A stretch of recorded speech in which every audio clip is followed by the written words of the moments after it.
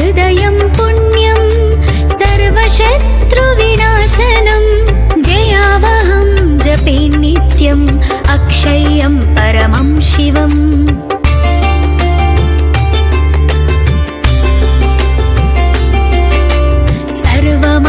सर्वमङ्गलमाङ्गल्यं सर्वपापप्रणाशनं चिन्ताशोकप्रशमनम् आयुर्वर्धनमुत्तमम् रश्मिमन्तं समुद्यन्तं देवासुरनमस्कृतं पूजयस्व विवस्वन्तं भास्करं भुवनेश्वरम्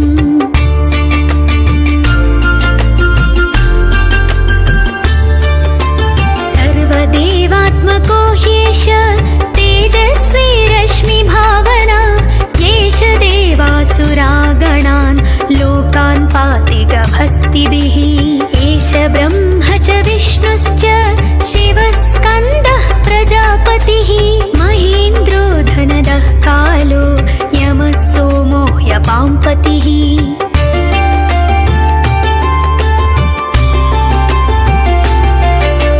पितरो वसवः साध्या ह्यश्विनौ मरुतो मनो वायुर्वह्निः प्रजाप्राणः ऋतुकर्ता प्रभाकरः आदित्यः सविता सूर्यः खगपूषा गभस्तिमान् सुवर्णः सदृशो भानु हिरण्यरेता दिवाकरः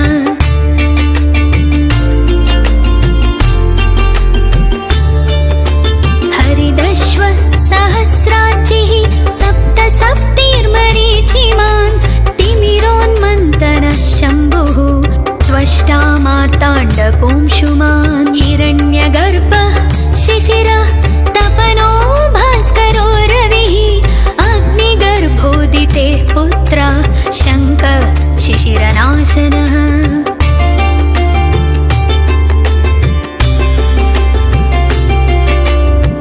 व्योमनाथस्तमो भेदी ऋग्यजो सामपारगः घनावृष्टिरपां मित्रो विन्ध्यवीधि प्लवङ्गमः आतपी मण्डली मृत्युः पिङ्गळः सर्वतापनः कविर्विश्वो महातेजा रक्तः सर्वभवोद्भवा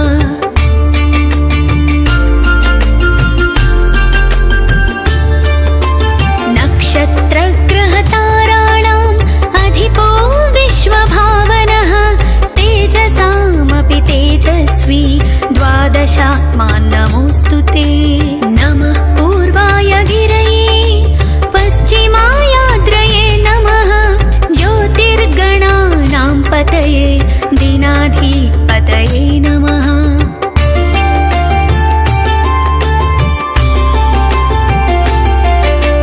जयाय जयभद्राय हर्यश्वाय नमो नमः सहस्रांशो आदित्याय नमो नमः नमः उग्राय वीराय सारंगाय नमो नमः नमः पद्मप्रबोधाय मार्ताण्डाय नमो नमः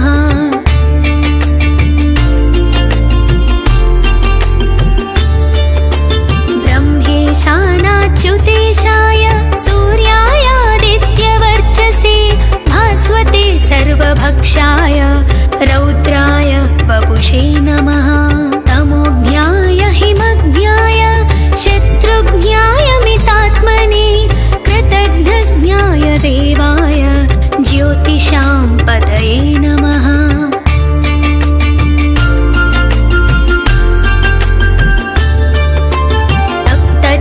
तप्तचामीकराभाय वह्नये विश्वकर्मणे नमस्तमोभिनिघ्नाय रुचये लोकसाक्षिणे नाशयत्येष वैभूतं तदेव सृजति प्रभुः पायत्येष तपत्येष वर्षत्येष गभस्तिभिः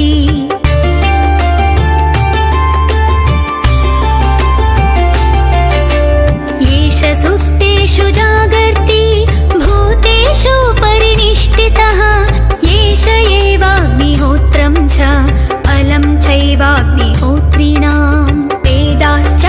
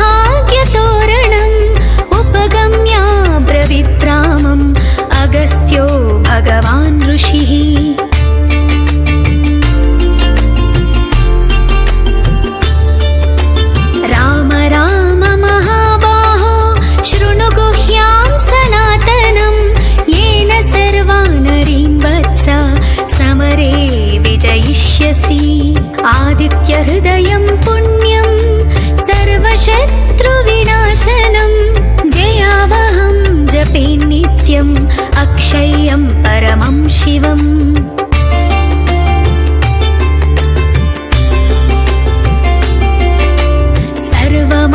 सर्वमङ्गलमाङ्गल्यं सर्वपापप्रणाशनं चिन्ताशोकप्रशमनम् आयुर्वर्धनमुत्तमम् रश्मिमन्तं समुद्यन्तं देवासुरनमस्कृतं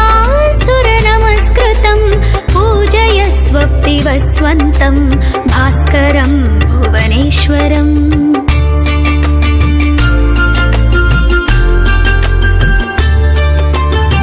सर्वदेवात्मको ह्येष तेजस्वी रश्मिभावना येष देवासुरागणान् लोकान् पाति गभस्तिभिः एष ब्रह्म च विष्णुश्च शिवस्कन्दः प्रजापतिः महेन्द्रो धनदः कालो यमः सोमो ह्यपाम्पतिः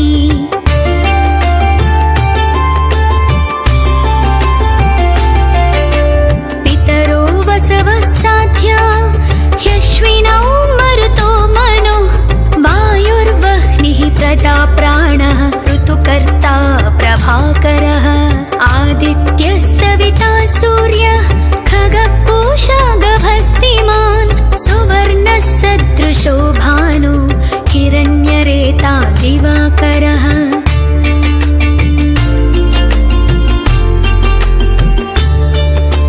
हरिदश्वः सहस्राचिः सप्त सप्तिर्मरीचिमान् तिमिरोन्मन्तनः शम्भुः त्वष्टा मार्ताण्डकोंशुमान् हिरण्यगर्भः शिशिरः तपनो भास्करो रविः अग्निगर्भोदितेः पुत्रः शङ्कः शिशिरनाशनः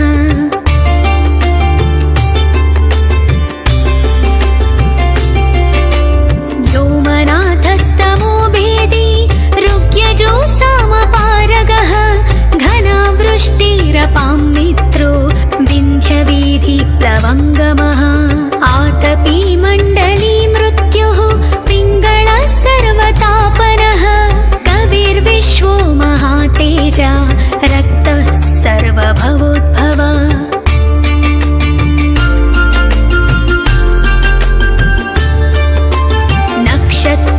नक्षत्रग्रहताराणाम् अधिपो विश्वभावनः तेजसामपि तेजस्वी द्वादशात्मान् नमोऽस्तु ते नमः पूर्वाय गिरये पश्चिमायाद्रये नमः ज्योतिर्गणानां पतये दीनाधिपतये नमः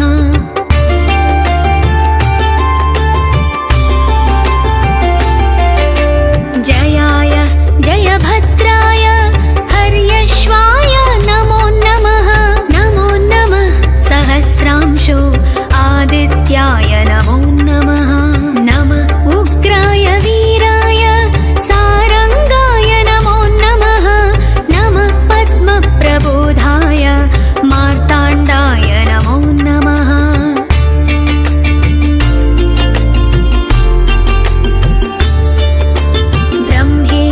ब्रह्मेशानाच्युतेशाय सूर्यायादित्यवर्चसे भास्वते सर्वभक्षाय रौद्राय वपुषे नमः तमोज्ञाय हिमज्ञाय शत्रुज्ञाय मितात्मने कृतघ्नज्ञाय देवाय ज्योतिषां पतये नमः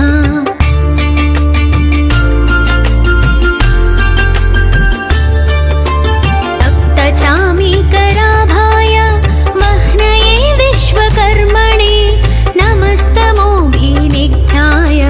रुचये लोकसाक्षिणे नाशयत्येष वैभूतं तदेव सृजति प्रभुः पायत्येष तपत्येष वर्षत्येष गभस्तिभिः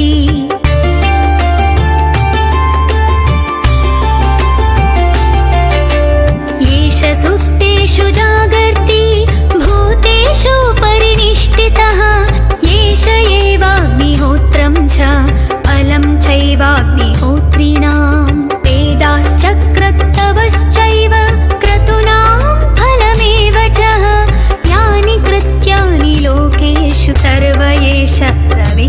प्रभुः।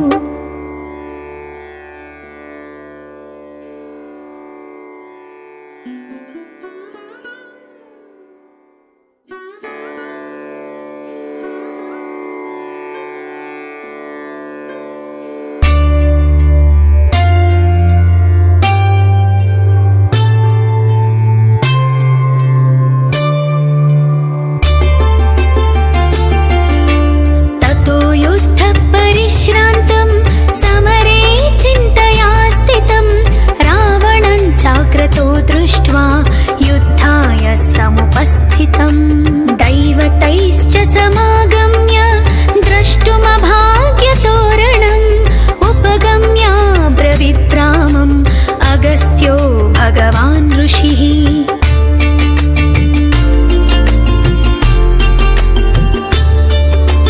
राम राम महाबाहो शृणु गुह्यां सनातनं येन सर्वानरीन् वत्स समरे विजयिष्यसि। आदित्यहृदयं पुण्यं सर्वशत्रुविनाशनं जयावहं जपे नित्यम् अक्षय्यं परमं शिवम्।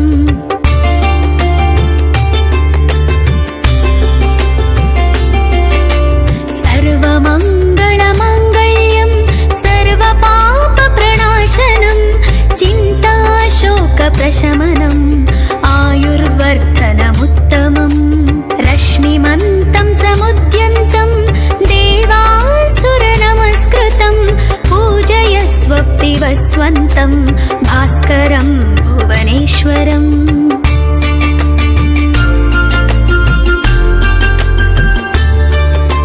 सर्वदेवात्मको ह्येष तेजस्वी रश्मिभावना येष देवासुरागणान् लोकान् पाति गभस्तिभिः। एष ब्रह्म च विष्णुश्च शिवस्कन्दः प्रजापतिः महेन्द्रो धनदः कालो यमः सोमो ह्यपाम्पतिः।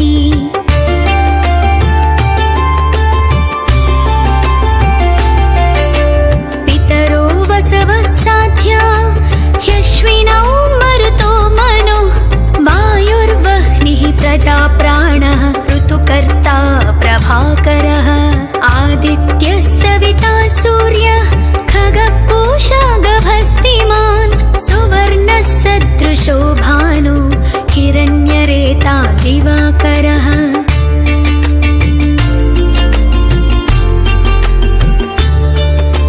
हरिदश्वः सहस्राचिः सप्त सप्तिर्मरीचिमान् तिमिरोन्मन्तनः शम्भुः त्वष्टा मार्ताण्डकोंशुमान्। हिरण्यगर्भः शिशिरः तपनो भास्करो रविः अग्निगर्भोदितेः पुत्रः शङ्खः शिशिरनाशनः।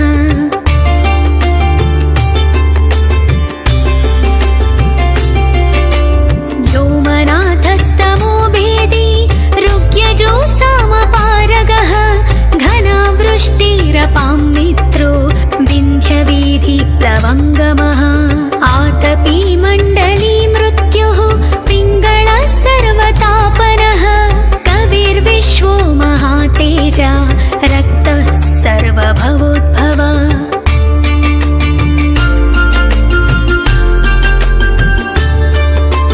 नक्षत्रग्रहताराणाम् अधिपो विश्वभावनः तेजसामपि तेज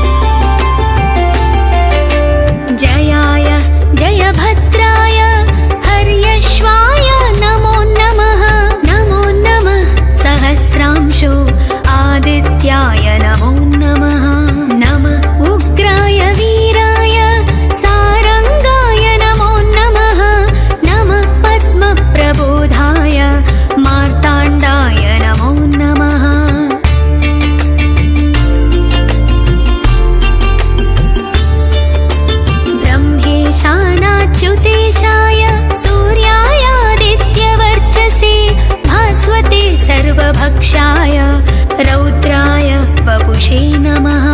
तमोज्ञाय हिमज्ञाय शत्रुज्ञाय मितात्मने कृतघ्नज्ञाय देवाय ज्योतिषां पतये नमः।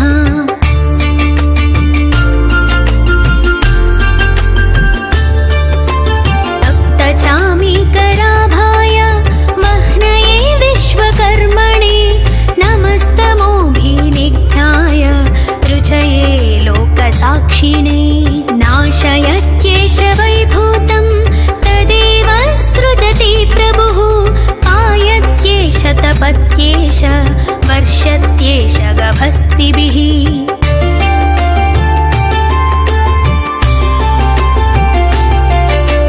येष सुप्तेषु जागर्ति भूतेषु परिनिष्ठितः।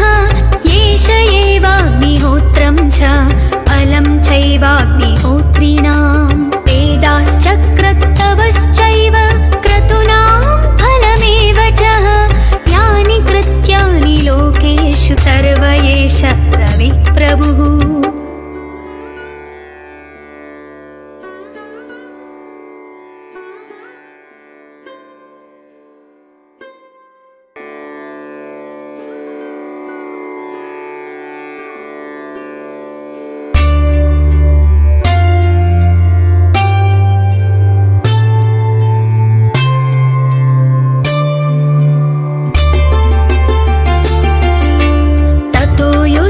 परिश्रान्तं समरे चिन्तया स्थितं। रावणं चाक्रतो दृष्ट्वा युद्धाय समुपस्थितं। दैवतैश्च समागम्य द्रष्टुमभाग्यतोरणम्। उपगम्य ब्रवीद्रामम् अगस्त्यो भगवान् ऋषिः।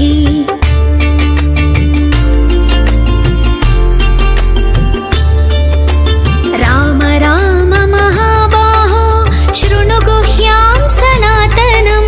येन सर्वानरीन् वत्स समरे विजयिष्यसि। आदित्यहृदयं पुण्यं सर्वशत्रुविनाशनं। जयावहं जपे नित्यम् अक्षय्यं परमं शिवम्।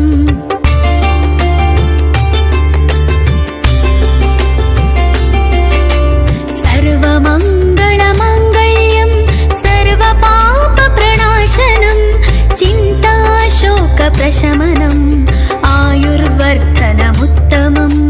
रश्मिमन्तं समुद्यन्तं देवासुरनमस्कृतं। पूजयस्व विवस्वन्तं भास्करं भुवनेश्वरम्।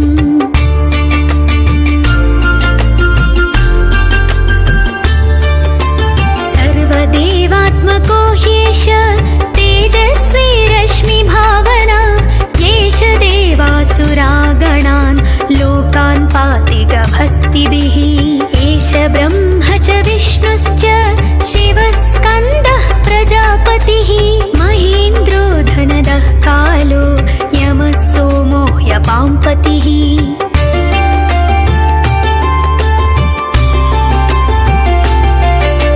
पितरो वसवः साध्या ह्यश्विनौ मरुतो मनुः। वायुर्वह्निः प्रजाप्राणः ऋतुकर्ता प्रभाकरः। आदित्यः सविता सूर्यः खगः पूषा गभस्तिमान्। सुवर्णः सदृशो भानु हिरण्यरेता दिवाकरः।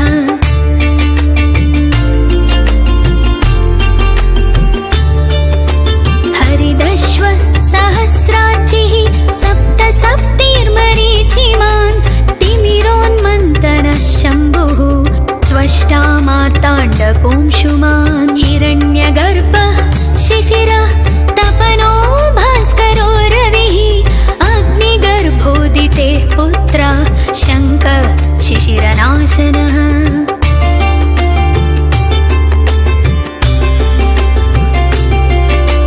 व्योमनाथस्तमो भेदी ऋग्यजो सामपारगः। घनावृष्टिरपां मित्रो विन्ध्यवीधिप्लवङ्गमः। आतपी मण्डली मृत्युः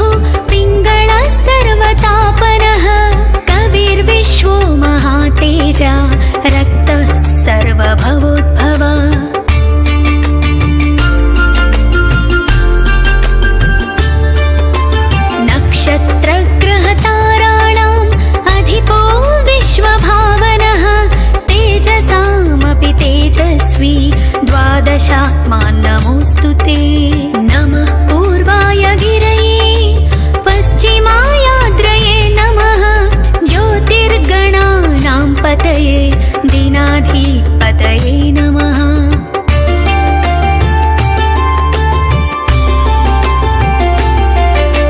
जयाय जयभद्राय हर्यश्वाय नमो नमः। नमो नमः सहस्रांशो आदित्याय नमो नमः। नमः उग्राय वीराय सारंगाय नमो नमः। नमः पद्मप्रबोधाय मार्ताण्डाय नमो नमः।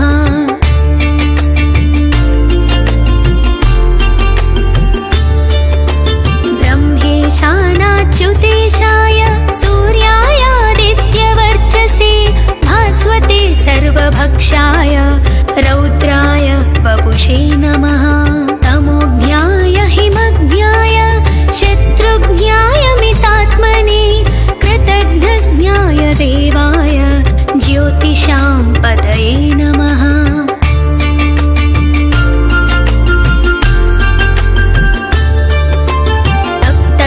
तप्तचामीकराभाय वह्नये विश्वकर्मणे नमस्तमोभिनिघ्नाय रुचये लोकसाक्षिणे।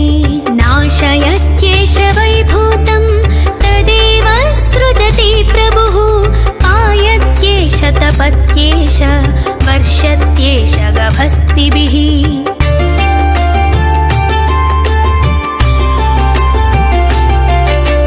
येष सुप्तेषु जागर्ति भूतेषु परिनिष्ठितः।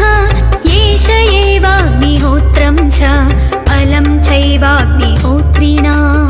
वेदाश्चक्रत्तवश्चैव क्रतूनां फलमेव च। यानि कृत्यानि लोकेषु सर्व एष रविप्रभुः।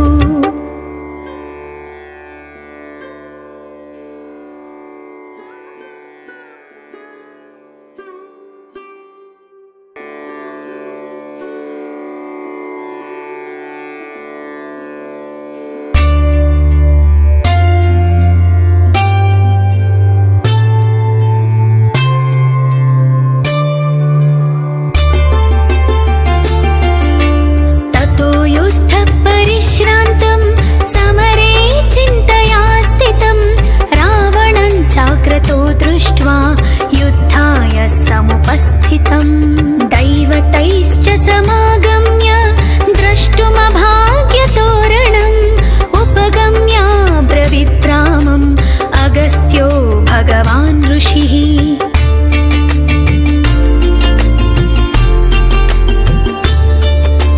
राम राम महाबाहो शृणु गुह्यां सनातनं। येन सर्वानरीन् वत्स समरे विजयिष्यसि। आदित्यहृदयं पुण्यं सर्वशत्रुविनाशनं। जयावहं जपे नित्यम् अक्षय्यं परमं शिवम्।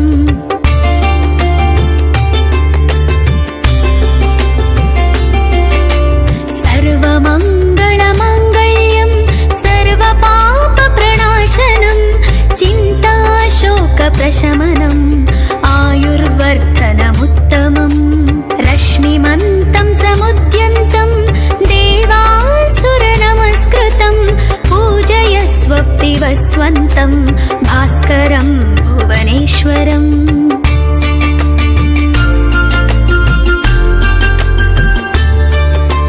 सर्वदेवात्मको ह्येष तेजस्वी रश्मिभावना। येष देवासुरागणान् लोकान् पाति गभस्तिभिः। एष ब्रह्म च विष्णुश्च शिवस्कन्दः प्रजापतिः। महेन्द्रो धनदः कालो यमः सोमो ह्यपाम्पतिः।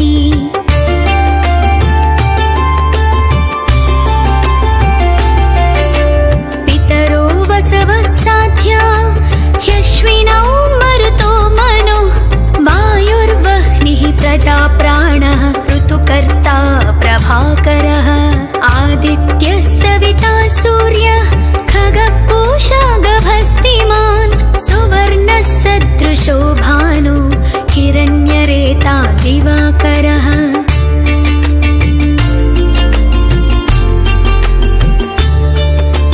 हरिदश्वः सहस्राचिः सप्त सप्तिर्मरीचिमान् तिमिरोन्मन्तनः शम्भुः त्वष्टा मार्ताण्डकोंशुमान् हिरण्यगर्भः शिशिरः तपनो भास्करो रविः अग्निगर्भोदितेः पुत्रः शङ्खः शिशिरनाशनः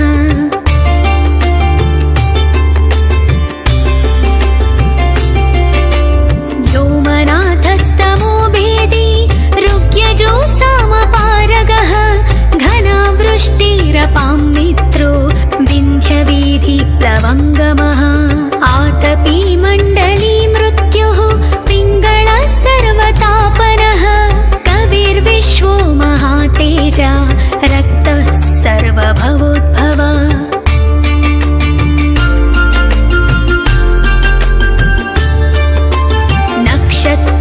नक्षत्रग्रहताराणाम् अधिपो विश्वभावनः तेजसामपि तेजस्वी द्वादशात्मान् नमोऽस्तु ते नमः पूर्वाय गिरये पश्चिमायाद्रये नमः ज्योतिर्गणानां पतये दीनाधिपतये नमः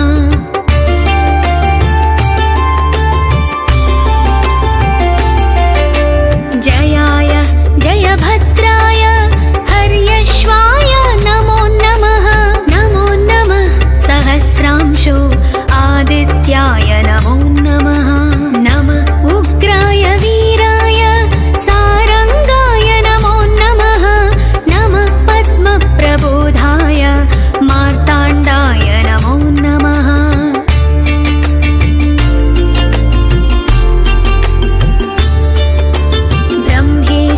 ब्रह्मेशानाच्युतेशाय सूर्यायादित्यवर्चसे भास्वते सर्वभक्षाय रौद्राय वपुषे नमः तमोज्ञाय हिमज्ञाय शत्रुज्ञाय मितात्मने कृतघ्नज्ञाय देवाय ज्योतिषां पतये नमः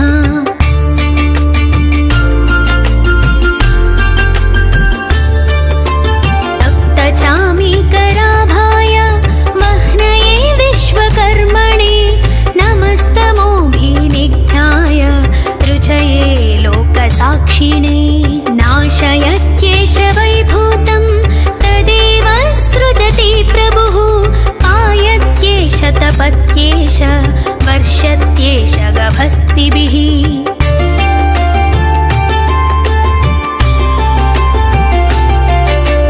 येष सुप्तेषु जागर्ति भूतेषु परिनिष्ठितः येष एवाग्निहोत्रं च फलं चैवाग्निहोत्रिणां वेदाश्चक्रत्तवश्चैव क्रतूनां फलमेव च यानि कृत्यानि लोकेषु सर्व एष रविप्रभुः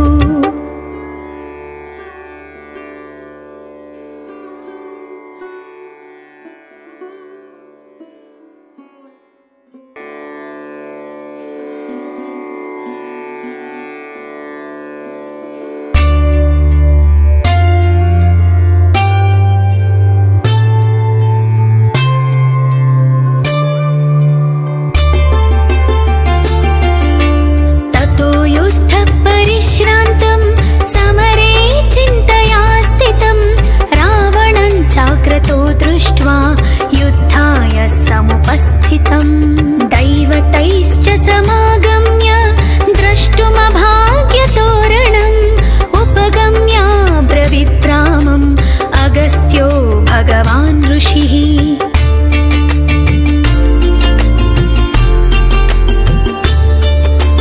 राम राम महाबाहो शृणु गुह्यां सनातनम् येन सर्वानरीन् वत्स समरे विजयिष्यसि आदित्यहृदयं पुण्यं सर्वशत्रुविनाशनं जयावहं जपे नित्यम् अक्षय्यं परमं शिवम्